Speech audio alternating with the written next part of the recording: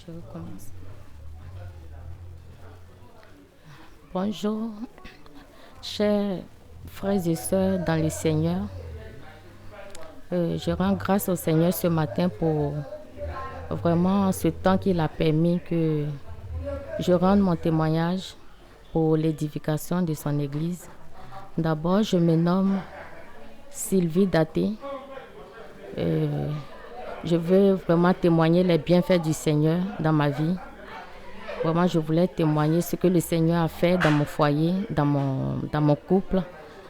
Vraiment, je voulais témoigner de cela et je prie qu'on ne fasse pas attention aux mots parce que les études, c'est pas, c'est pas ça, mais le Seigneur fait grâce. Le Seigneur fait grâce, voilà. Et c'est depuis le 2002 que j'ai connu Monsieur Daté. On était encore très jeunes. On avait tous deux 25 ans. Depuis le 2002, on s'est connus. Moi, j'avais déjà un enfant et lui, il n'avait pas d'enfant. On était très jeunes, on ne connaissait pas le Seigneur.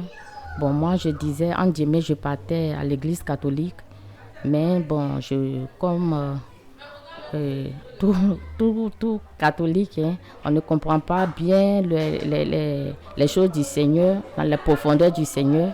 Mais on se dit, chrétien, on va à l'église. Et moi, je partais les dimanches à l'église catholique. Chaque dimanche, je partais. Mais on s'est connus et on était ensemble. Et on ne connaissait pas le Seigneur. Notre lieu de repère, c'était dans les maquis. Il prenait l'alcool. Et moi aussi, je prenais l'alcool, mais on se retrouvait chaque fois dans les maquis. Et on buvait, on était ensemble, c'était comme ça. Un temps, si on voulait choisir un temps pour être ensemble, c'était vraiment dans les maquis. Et lui, il buvait beaucoup et avec lui aussi, je buvais. Et dans ça, on est resté et je suis tombée enceinte. Et quand je suis tombée enceinte, il vivait chez sa soeur à Makori et on a décidé de venir vivre ensemble. On a pris une maison et on est venu vivre ensemble. Et j'ai fait le premier bébé. Je n'ai pas eu l'enfant. L'enfant est mort-né. Et après encore, je suis tombée enceinte encore. Et on a eu une fille. J'avais dit tout à l'heure que moi, j'avais déjà une fille. Là, ça me faisait 2 enfants. Et lui, c'était son premier bébé. Et moi maintenant, j'ai compris, j'ai pris conscience que vraiment, j'ai déjà 2 enfants. Il faut que j'arrête de boire, de le suivre partout dans les maquis parce qu'il faut que je m'occupe des enfants. Et moi, chaque fois, je restais à la maison. Et lui, il ne comprenait pas comme moi. Il ne comprenait pas, lui, il était encore très jeune et tout le temps, il était parti. Il rentrait chaque fois, il va à la maison. Il était parti. Et moi, je voulais qu'il comprenne aussi comme moi que maintenant, on doit s'occuper des enfants. Maintenant, on ne doit plus gaspiller de l'argent comme ça. Mais lui, il ne comprenait pas comme ça. Et chaque fois, c'était la bagarre. C'était la bagarre. Et moi, je devenais de plus en plus amère. Parce que chaque fois, quand je le voyais rentrer ivre, je devenais de plus en plus amère. J'étais devenue colérique. Et on se bagarrait chaque fois. On se bagarrait. Et quand il est à partir de 20h, quand je ne le vois pas rentrer à la maison, je me dis que je suis sûre qu'il va rentrer ivre. Donc je me préparais déjà. Et lui aussi, il savait qu'en rentrant à la maison, il allait venir me trouver sur mes gardes. Lui aussi, il se préparait en fonction de ça. Et dès qu'il arrive, quand je dis mais encore, lui aussi dit oui et on commence.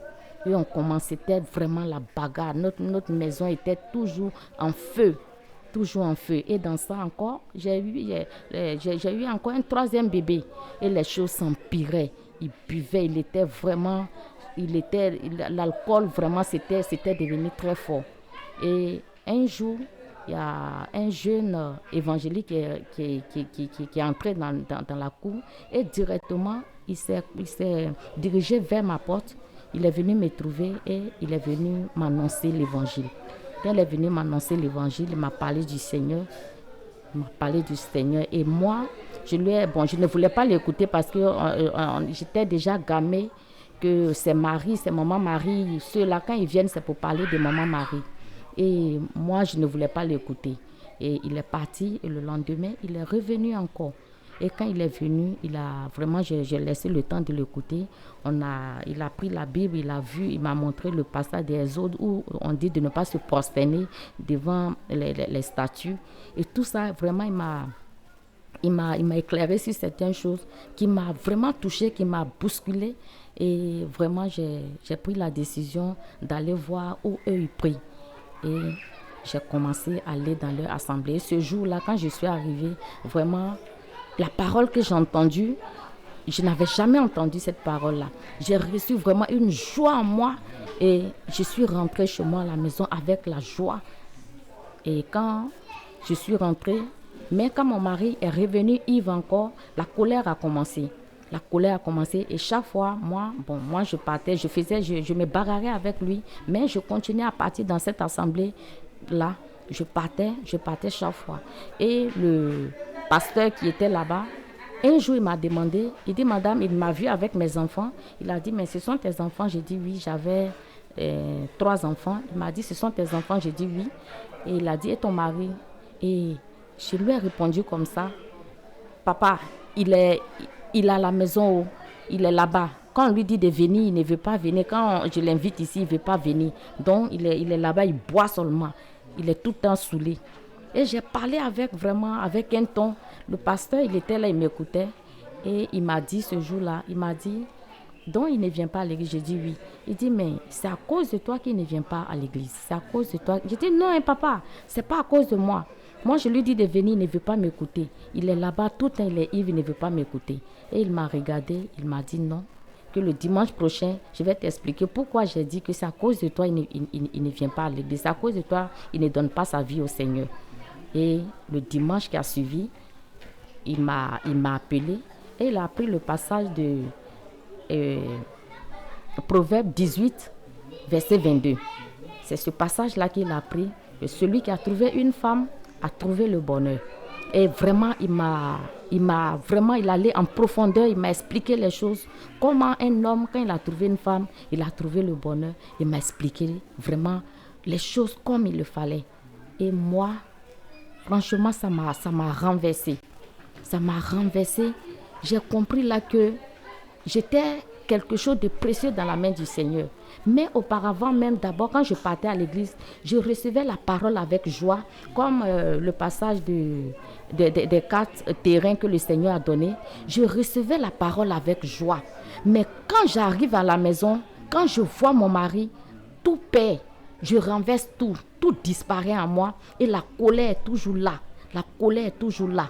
J'étais cette terre-là qui recevait, mais et les plantes n'avaient pas, la sémence n'avait pas de racines en fait en moi.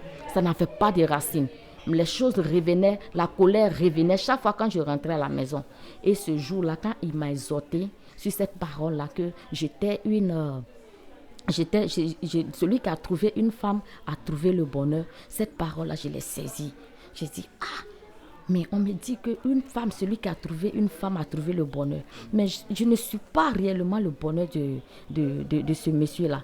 Chaque fois, c'est moi, je commence les palabres. Chaque fois, il boit, oui, mais moi aussi, j'ai ma part. Moi aussi, je suis tout en colère. Et le Seigneur a mis à nu mes péchés. Le Seigneur a montré moi-même mon caractère d'abord. Le Seigneur a révélé mon caractère. Il a révélé combien de fois j'étais d'abord amère, combien de fois j'étais méchante, combien de fois je ne pardonnais pas. Et chaque fois, je le maudissais parce que moi, j'étais avec les bébés, je souffrais avec les bébés. Quand il est fin du mois, son argent finissait, il avait beaucoup d'amis qui venaient le chercher à la maison. Et ça, je le maudissais, je disais des paroles. Je disais qu'il va rester comme ça, c'était comme ça sa vie. Non, moi, je dormais faim avec mes enfants et je disais des paroles vraiment chose. Et là, quand le Seigneur m'a révélé mon caractère, quand le Seigneur m'a montré comment j'étais, vraiment, j'ai dit non, je ne suis pas vraiment le bonheur de ce monsieur-là. Je ne suis pas le bonheur de ce monsieur. Et à partir de là, le Seigneur a commencé à travailler dans ma vie. le Seigneur a commencé à me changer. Le Seigneur a commencé à faire un travail dans ma vie. J'ai commencé à aimer le Seigneur. J'ai commencé vraiment à comprendre les choses du Seigneur. Le Seigneur a commencé à aller en profondeur avec moi. Et maintenant, même quand il venait sous, j'étais là toujours à l'accueillir, à lui donner à manger, à lui donner des choses que je ne faisais pas. J'étais prête vraiment pour vraiment être le bonheur que le Seigneur a dit. Et vraiment, je faisais tout. Et lui, le Seigneur est merveilleux. Et lui, étant ivre tous les jours, il a vu ce changement-là. Il a vu que j'ai changé. Il a vu que le Seigneur m'a transformé. Et un jour, il m'a surpris. Il m'a dit que maintenant, quand je rentre à la maison, tu ne fais plus palabre avec moi. C'est ce que j'ai remarqué. Depuis que tu as commencé à aller dans ton église là, maintenant là, tu ne fais plus palabre avec moi. Tu m'accueilles, tu es devenu gentil envers moi. Et il m'a dit comme ça un jour, c'était un samedi, il était ivre. Il m'a dit que le dimanche, je vais aller avec toi parce que tu as changé, parce que tu ne fais plus palabre avec moi. Et il m'a dit, je vais aller voir dans ton église où tu vas. Et ce dimanche-là, le jour même qu'il m'a parlé, je disais, il était ivre, il ne pouvait même pas tenir sur ses pieds. Donc moi, je me suis dit que ce sont des paroles d'alcool, c'est ce qu'il dit, d'accord, mais ce dimanche, quand je me suis réveillée, il était le premier d'abord à se réveiller, il allait se laver, et il est venu s'habiller, il m'attendait. Il transpirait l'alcool, il puait de l'alcool. Et il a dit, moi j'ai fini, je t'attends, tu finis de laver tes enfants. Moi aujourd'hui là, je vais aller dans ton église là. Et j'ai fini. Moi-même je ne voulais même pas marcher avec lui parce que il n'était même pas présentable. L'alcool, tout son argent c'était dans l'alcool. Il ne pouvait même pas s'habiller. Il était bizarre. Et j'ai fini avec mes enfants. J'ai pris mes enfants, on partait et il m'a suivi. Et ce jour-là, c'était un rendez-vous divin. C'était un rendez-vous avec le Seigneur. Et quand il est rentré, on a commencé, le pasteur a commencé la prédication. Le pasteur lui-même, il ne savait pas ce jour-là que j'avais invité mon mari. Bon, c'est le Saint-Esprit qui l'a invité parce que c'est lui-même qui a dit qu'il a vu le changement et il va venir. Et ce jour-là, il est rentré, il allait s'asseoir dans un coin. Et ce jour-là, le passage que le pasteur a pris, le thème c'était « Ton corps est le temple du Saint-Esprit ». Et vraiment, quand c'était un rendez-vous avec le Seigneur, le pasteur a commencé à rentrer dans la parole. Il voyait sa vie, le Seigneur a mis à nu tout ce qu'il faisait.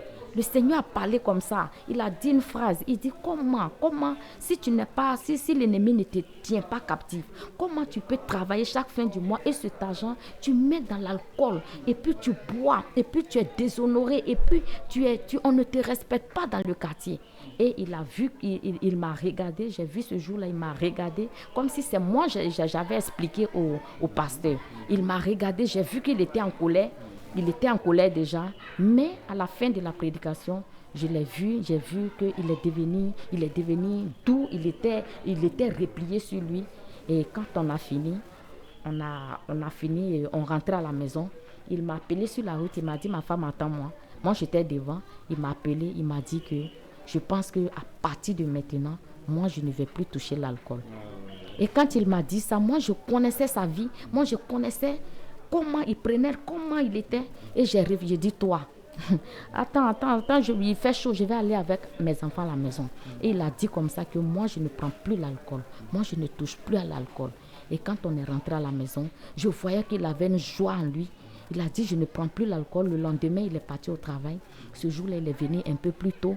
Il est venu, il fumait. Il prenait l'alcool, il fumait. Et après sa conversion, même, il a dit que il a touché un peu à la drogue aussi. Et moi, je ne savais pas tout ça. Et ce jour-là, le lundi, il allait au travail. Il est revenu plus tôt. Il est venu, il était assis. J'ai vu 1 semaine, 2 semaines. J'ai vu le changement. J'ai vu, ça veut dire que le Seigneur n'a pas négocié avec le diable. Le Seigneur, il a lui, sa délivrance. Ça a été vraiment tellement... Ça a été comme le Seigneur a dit au fou de Gadara, de la manière dont le Seigneur a délivré le fou de Gadara, c'est comme ça a été pour mon mari. Et le Seigneur l'a délivré immédiatement. Le Seigneur l'a délivré et il a fait 1 semaine, 2 semaines, il n'a pas touché à l'alcool. Il venait chaque soir à la maison. J'ai vu la transformation. J'ai vu comment le Seigneur a commencé à travailler dans sa vie. Et le Seigneur l'a touché. Le Seigneur l'a saisi.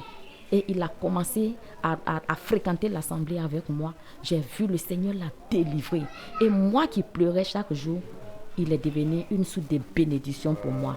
Le Seigneur a mis, on a fait combien d'années? On a aujourd'hui, ça fait 20 ans que nous sommes ensemble, mais on a fait 16 ans dans le concubinage, 16 ans dans le péché, 16 ans on a fait nos enfants dans le concubinage. Mais quand le Seigneur s'est révélé à lui, un jour, il m'a regardé, il dit, je ne peux plus continuer dans cette vie. Moi, je veux me marier. Moi, je ne veux plus rester dans le péché. Et en ce moment, on était dans le truc de dot. Il a fait la dot. Il a fait la dot. Et après, on a fait le mariage. Et aujourd'hui, ça nous fait 6 ans de mariage. Et je vois chaque jour l'amour du Seigneur. Il est devenu une bénédiction pour moi. Il est devenu vraiment... J'ai compris cela qu'en obéissant, moi d'abord, en obéissant au Seigneur, quand tu obéis au Seigneur, tu gagnes plus avec le Seigneur. Je voulais, en ce témoignage-là, encourager vraiment des femmes qui vivent. Peut-être qu'eux, ils ont connu le Seigneur avant de vivre, ils ont connu le Seigneur avant d'aller dans le foyer. Ou ceux qui n'ont pas connu aussi le Seigneur avant d'aller dans le foyer. Il faut vraiment une relation avec le Seigneur. Il faut accepter le Seigneur je veux dire, il faut accepter le Seigneur véritablement. Il faut donner sa vie véritablement au Seigneur. Moi, en allant dans cette église, ce n'était pas, je vais aller à l'église pour que mon mari soit délivré, pour que... Non, moi, c'est pas ça. Moi, vraiment, je suis partie, le Seigneur m'a touchée et je suis partie dans cette assemblée. Mais à travers cette assemblée, le Seigneur s'est révélé à moi. Le Seigneur s'est révélé à moi et aujourd'hui, le Seigneur a tout rangé dans ma vie. Donc, je voulais encourager toutes les femmes. Pour moi, mon mari prenait l'alcool. Mais moi, je ne sais pas, pour toi, c'est quoi? Je veux parler à une soeur. Je ne sais pas dans quoi ton mari se trouve. Je ne sais pas. Pour toi, ça peut être contraire à pour moi. Ça peut être contraire pour moi. Mais le Seigneur est fidèle. Je vais encourager quelqu'un pour dire que rien n'est impossible au Seigneur.